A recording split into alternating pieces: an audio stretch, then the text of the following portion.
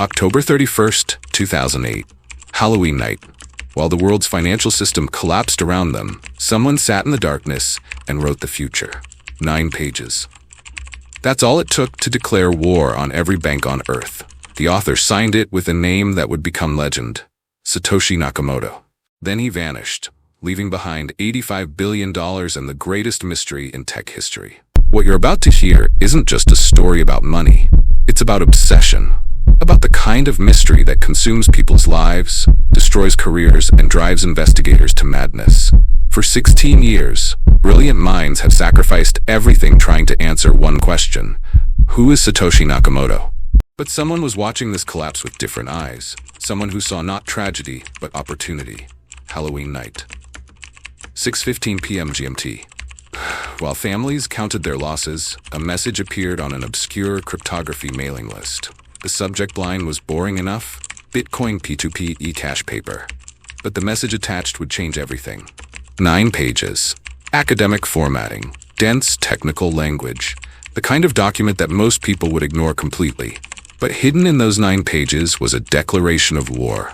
A blueprint for destroying every financial institution on Earth.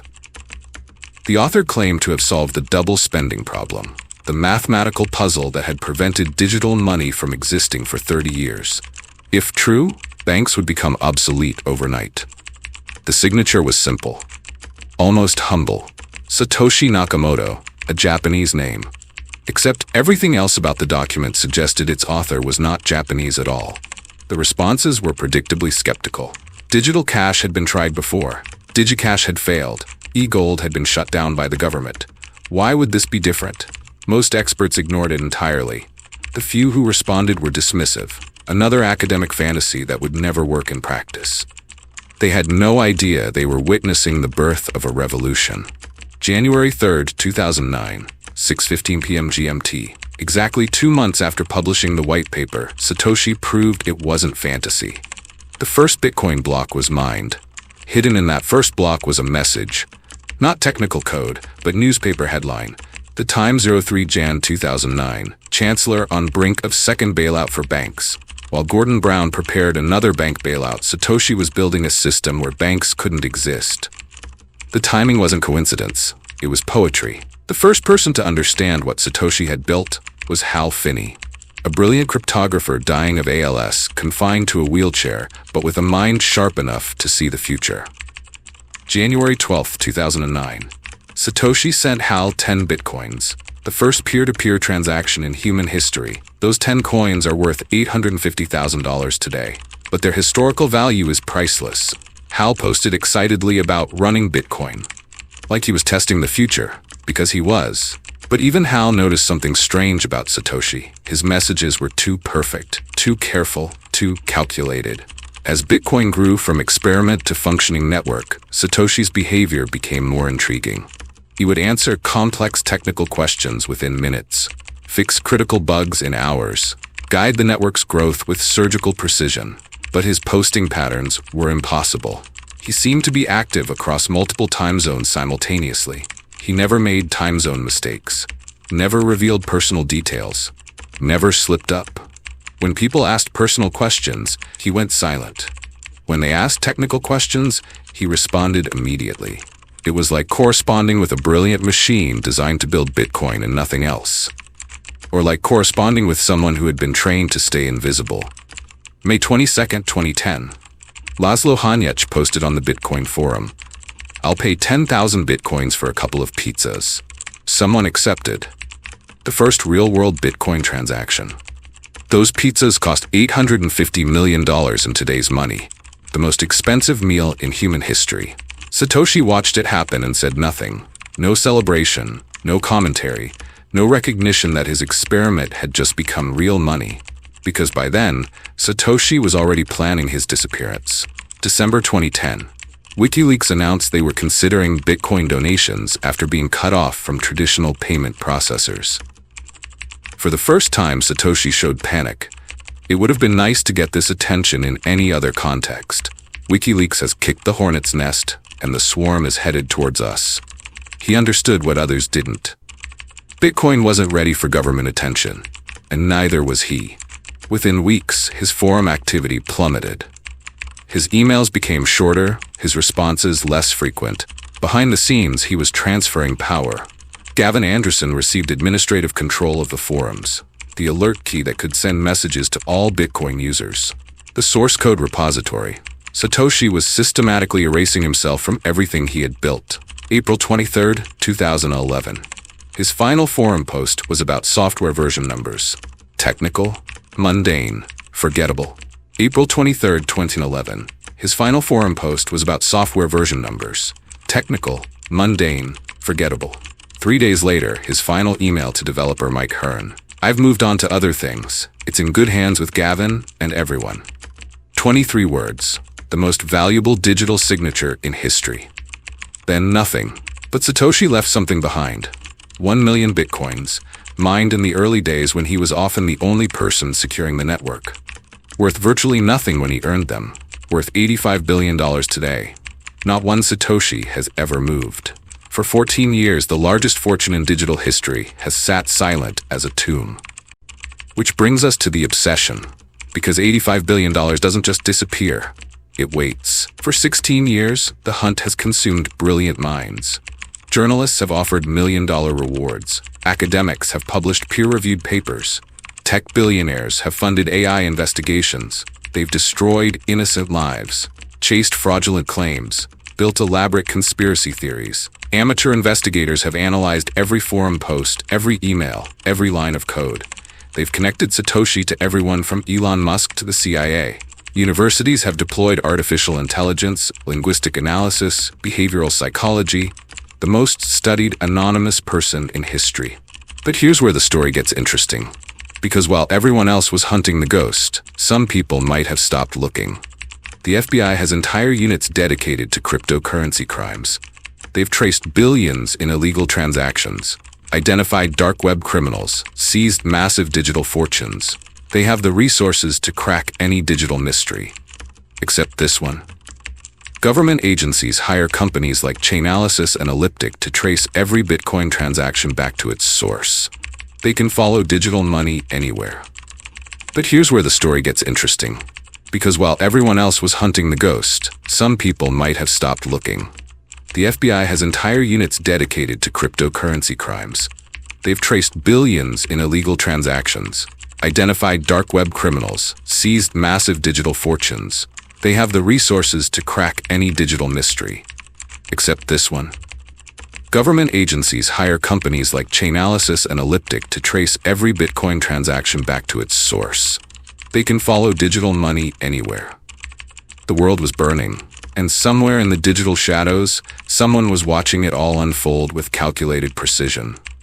September 15, 2008, the day Lehman Brothers collapsed, marked more than just the fall of a 158-year-old investment bank. It was the moment when trust in the global financial system shattered like glass hitting concrete.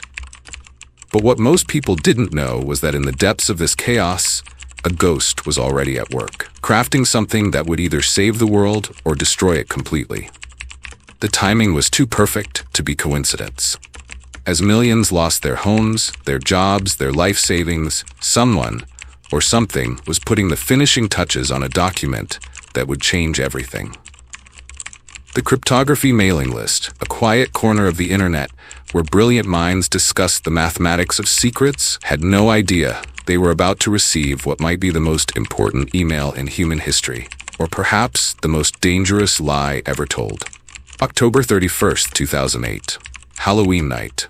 How fitting that on a day when people celebrated masks and hidden identities, the world would meet its most enigmatic phantom. At exactly 2:10 p.m. Eastern Time, an email appeared in inboxes around the globe. Sender, Satoshi Nakamoto. The subject line read simply, Bitcoin, a peer-to-peer electronic cash system. 9 pages, 51 footnotes, and a solution to a problem that had plagued computer scientists for decades, the double spending problem. But as recipients would soon discover, solving one problem had created 1,000 new mysteries. The paper itself was a masterpiece of technical writing, each sentence crafted with surgical precision. It referenced years of existing research, hash functions, digital signatures, proof-of-work systems, weaving them together into something that had never existed before. But here's what made investigators' blood run cold. The writing style suggested someone with deep knowledge of not just cryptography, but economics, game theory, and human psychology. This wasn't the work of a single programmer working in their garage. This was the product of something much larger, much more organized, and much more terrifying. October 31st, 2008. Halloween night. How fitting that on a day when people celebrated masks and hidden identities, the world would meet its most enigmatic phantom. At exactly 2:10 p.m. Eastern Time, an email appeared in inboxes around the globe. Sender, Satoshi Nakamoto. The subject line read simply, Bitcoin, a peer-to-peer electronic cash system. 9 pages, 51 footnotes, and a solution to a problem that had plagued computer scientists for decades, the double spending problem. But as recipients would soon discover, solving one problem had created 1,000 new mysteries. The paper itself was a masterpiece of technical writing, each sentence crafted with surgical precision. It referenced years of existing research, hash functions, digital signatures, proof-of-work systems, weaving them together into something that had never existed before. But here's what made investigators' blood run cold. The writing style suggested someone with deep knowledge of not just cryptography, but economics, game theory, and human psychology. This wasn't the work of a single programmer working in their garage.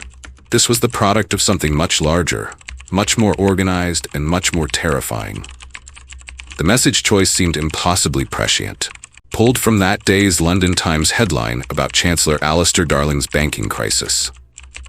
Yet forensic analysis of the code revealed something disturbing. The mining process that created this block took an unusual amount of time, far longer than necessary, as if the creator was waiting, calculating, ensuring this specific headline would be forever embedded in the blockchain's DNA. What kind of person possesses such patience, such foresight? And why did they feel compelled to leave this particular calling card, this cryptic signature that read more like a manifesto than a timestamp? 9 days later, the silence shattered with the first Bitcoin transaction, 10 BTC flowing from one digital wallet to another like blood through newly formed veins. Hal Finney, a cryptography veteran whose reputation was unimpeachable, received this inaugural transfer on January 12, 2009, but his later accounts of the event carried an undercurrent of bewilderment that never quite faded. "I thought I might be getting a couple of dollars," he would later write, not knowing he was accepting currency from a phantom who would vanish before anyone could trace their steps back to flesh and bone. The transaction data revealed microscopic anomalies that didn't align with typical user behavior. The timing intervals, the specific amounts, even the wallet addresses followed patterns that seemed almost algorithmic, as if orchestrated by something operating beyond human inconsistency. Finney's own technical logs from that period, released years later by his estate, contained troubling gaps, missing entries that coincided with his earliest correspondence with the mysterious Satoshi. When investigators pressed him about these omissions before his death in 2014, Finney's eyes would grow distant, and he'd simply say, "Some conversations aren't meant to be preserved." What had been said in those missing exchanges that required such careful erasure? As Bitcoin's early days unfolded, Satoshi Nakamoto emerged as a presence both prolific and ghostly, posting thousands of messages on Bitcoin Talk forums while never revealing a single personal detail. Not a preference, not a location, not even a consistent time zone in their posting patterns. Their writing style was clinical, precise, almost mechanical in its lack of personality, yet it carried an undercurrent of something that felt distinctly human: passion, frustration, and an almost desperate urgency to birth this technology into existence. Every technical discussion was masterful, every response measured, but investigators who analyzed the communication patterns discovered something unsettling. The vocabulary and syntax shifted subtly over time, as if different entities were taking turns at the keyboard. The most haunting aspect of Satoshi's digital footprint wasn't what they shared, but what they obsessively avoided sharing.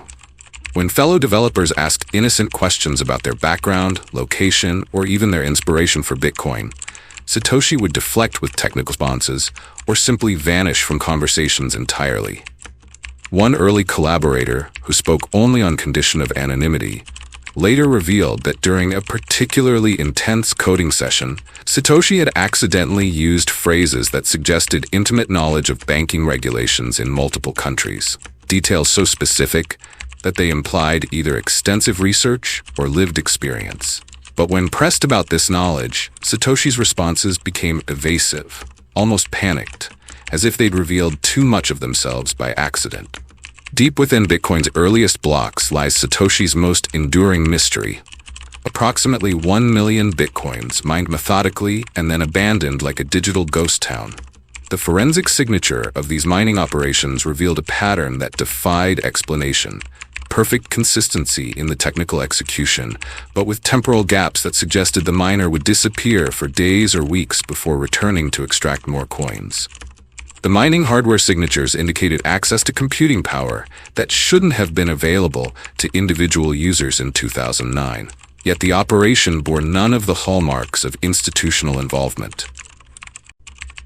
What transforms this digital hoarding from curious to chilling is the mathematical precision of the abandonment. Satoshi stopped mining at almost exactly 1 million coins, a number that represents roughly 5% of Bitcoin's total supply.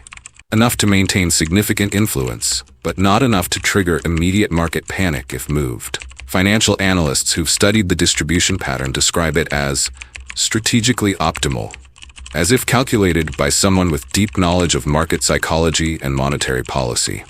The wallets containing these coins have remained untouched for over a decade, but blockchain forensics reveal periodic pings, tiny test transactions that probe the network's current state without actually moving the stored wealth. Someone, somewhere, is still watching, still testing, still waiting. Former FBI cyber specialists who examined the original Bitcoin code found something that made their blood run cold. Whoever wrote this wasn't just a programmer, they were an architect of systems. Hidden in the code comments were subtle psychological triggers, phrases designed to influence developer behavior in ways that went far beyond technical guidance. Linguistic analysts who studied these words years later made a disturbing discovery. This wasn't fear. It was intelligence, the kind that comes from knowing exactly which hornets would emerge from which nests. That level of prescience suggested either prophetic insight or access to information no individual developer should have possessed. Behind closed doors, federal agencies had already been developing cryptocurrency response strategies. Classified strategies. Internal government documents released years later through FOIA requests revealed that Bitcoin had appeared on government watch lists months before WikiLeaks. But these strategies were classified at levels that made Satoshi's fears seem either remarkably prescient or disturbingly well-informed. A former Treasury official, speaking on condition of anonymity, later revealed the government's true concern. We weren't worried about Bitcoin. We were worried about who was smart enough to build it and what else they might be planning. In the weeks before WikiLeaks' announcement, forensic analysis revealed systematic stress testing of Bitcoin's anonymity features. Someone was preparing the network for exactly this kind of high-stakes political deployment, using sophisticated mixing techniques that wouldn't be publicly documented for years. Among Satoshi's final gifts to the development team was something called the alert key, a master override that could broadcast emergency messages to every Bitcoin client worldwide. But the technical specifications revealed something far more disturbing. By December 2010, Gavin Anderson found himself inheriting Bitcoin's throne. But the handover felt less like succession and more like evacuation. Years later, Anderson would describe it perfectly. It was like receiving the keys to a car while the real driver remained hidden in the back seat. The transfer came with unusual restrictions, backdoors that Satoshi maintained, override capabilities that could never be fully transferred, emergency protocols that suggested Bitcoin's creator expected threats requiring immediate, unilateral intervention. April 23, 2011, 6:32 p.m. GMT. The timestamp that would mark the end of an era. Satoshi's final forum post was deliberately mundane. There's more work to do on DOS, but I'm doing a quick fix before releasing version 0.3.21. Digital forensics experts later discovered something that made their blood run cold. Hidden within that routine technical update were fragments of goodbye messages in multiple languages, buried so deeply in the code structure they wouldn't be discovered for years. Satoshi hadn't just posted a final message, they had buried a multilingual epitaph in plain sight. 3 days later came the final communication, 6 words that would echo through cryptocurrency history. I've moved on to other things. The email's routing path through 7 proxy servers suggested either extreme paranoia or professional tradecraft. When the recipient tried to reply, the account had been permanently deleted, wiped so thoroughly that no trace remained in any server logs. 14 years later, approximately 1 million bitcoins, worth over $85 billion, sit untouched in Satoshi's wallets. These coins represent more than dormant wealth. They are proof of either extraordinary discipline or ultimate finality. A digital mausoleum worth more than most countries' GDP. Occasionally, these wallets receive dust transactions, microscopic amounts sent by unknown parties. Digital flowers left on a grave, suggesting either automated memorial systems or something even more unsettling. Periodic confirmation that the wallet's original owner is truly, permanently beyond reach. March 2014. Newsweek identified Satoshi Nakamoto as Bitcoin's creator. The media circus was swift and brutal, transforming a quiet retiree into a global villain overnight. But then something impossible happened. After 5 years of absolute silence, Satoshi's account posted 5 words, "I am not Satoshi Nakamoto."